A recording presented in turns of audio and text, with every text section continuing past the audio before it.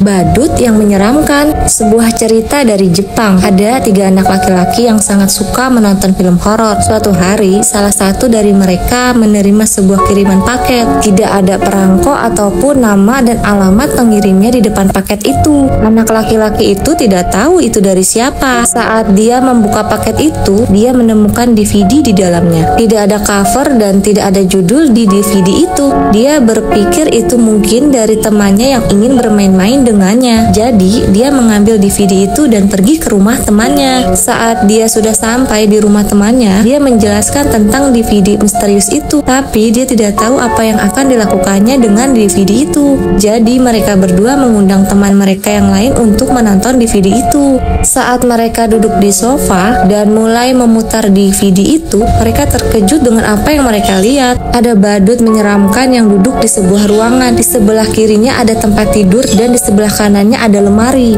Dia memegang balon berwarna merah di kedua tangannya dan matanya menatap kamera. Musik aneh terputar. Badut itu menari dan melompat. Dia menyeringai. Badut itu tampaknya gila dan perilakunya aneh. 2 anak laki-laki diantaranya tertawa keras, tapi anak laki-laki ketiga hanya diam. Saat mereka melihat ke arahnya, mukanya pucat dan matanya terlihat ketakutan. "Ada apa denganmu?" tanya mereka berdua. "Kenapa kamu tidak tertawa?" Anak itu menjawab dengan lemah, "Itu kamarku.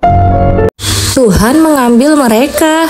Suatu hari, ada seekor kucing milik seorang gadis kecil yang telah melahirkan dan akhirnya punya beberapa anak kucing. Tapi, anak-anak kucing itu menghilang setelah beberapa hari mereka dilahirkan. Si gadis pun bertanya pada ibunya, "Apa yang terjadi pada mereka, Bu?" Ibunya hanya berkata, "Tuhan mengambil mereka, sayang." Beberapa bulan kemudian, kucing milik gadis kecil itu melahirkan lagi. Ibunya lalu menyuruhnya untuk membantu mengerjakan beberapa tugas rumah. Tapi, sebelum ia lekas pergi membantu ibunya, gadis kecil itu mendengar suara langkah kaki mendekat yang tak lain adalah ayahnya yang sedang membawa ember penuh berisikan air. Gadis itu bersembunyi sambil melihat ayahnya memasukkan anak-anak kucing miliknya ke dalam karung, lalu menenggelamkannya di ember penuh air tadi. Setelah itu, si gadis pun bertanya kembali ke ibunya, "Apa yang terjadi pada mereka, Bu?" Ibunya hanya menjawab, "Tuhan mengambil mereka, sayang." Beberapa hari kemudian, ibunya meminta tolong agar si gadis kecil itu mengawasi adiknya yang sedang mandi di bathtub. Sementara si ibu mengangkat telepon yang berdering. Beberapa saat kemudian, ibunya kembali dan menjerit. Ia melihat anak laki-lakinya mengapung dengan wajah telungkup di bathtub. Gadis itu melihat ke wajah ibunya seraya berkata, "Tuhan mengambilnya, Bu."